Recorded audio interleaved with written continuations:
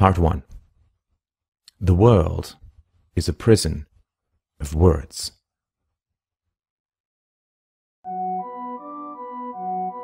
The beginning of wisdom is to call things by their proper names. Of all the tools we have invented, words are the most powerful, the most productive, and the most dangerous. Words can classify, identify, conceptualize, abstract, beautify. But words have a darker side as well. Words can organize rational similarities, but words can also create false divisions. Us versus them. Citizen versus immigrant. Tyrant versus leader. Terrorist versus freedom fighter. Money versus paper. Through the slippery genius of language, crimes can be redefined as virtues, virtues as vices, enslavement as obedience, brute hierarchies as society, assaults on children as discipline. Euphemisms, misdirections, reversals, and outright lies infest our minds, bewildering, confusing, and isolating us. If we are to change the downward spiral of our world, we must escape from the fog of false words to the reality of reason and truth. Just think of the words that surround you that have no connection to anything real or tangible or true or good. You say you are an American, a Canadian, Danish, Iranian, or Australian. What is that? What is a country? A country is land, water, plains, and mountains, and something called borders that exist only in our minds, in drawings, in words. A beach is where the ocean meets the land, a real division. A country is a color on a map, an imaginary enclosure of legal containment. Countries arise when warlords run up against other warlords they cannot conquer, or when they have mostly finished killing off or enslaving the indigenous population.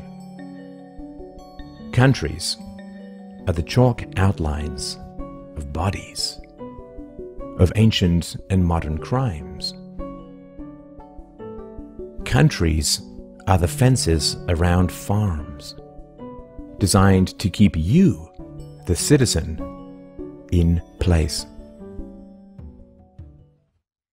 When you go from one country to another, what changes? Not the color of the sky, your hairdo, or the laws of physics. No.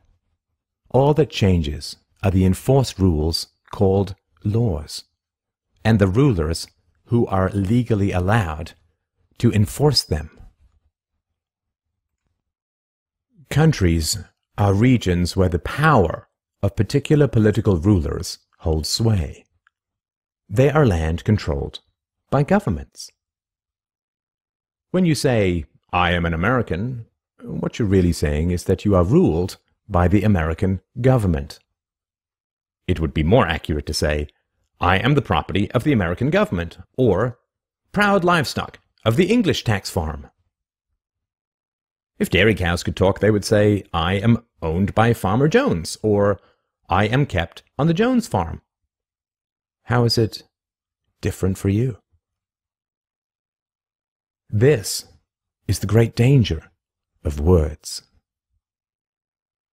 Countries are places where a tiny minority can use force to make you obey their words, called laws. In a country, you must obey the millions of constantly changing words, or you will be kidnapped and caged. It doesn't matter how many words there are, or whether it's even possible to know them all. You can be locked up for disobeying the unknowable at any time. These magic words can convert people from honest citizen to evil criminal at the stroke of a pen. In 1933, in America, it was legal to own gold and illegal to drink alcohol. The next year, it was legal to drink alcohol and illegal to own gold. Who alone has the power to do this? The state. The state is a group of individuals with a monopoly on the legal use of violence. And it is only words that blind us from seeing this basic truth. Words have the dangerous power to obscure the moral reality of the state. The word law sounds better than force.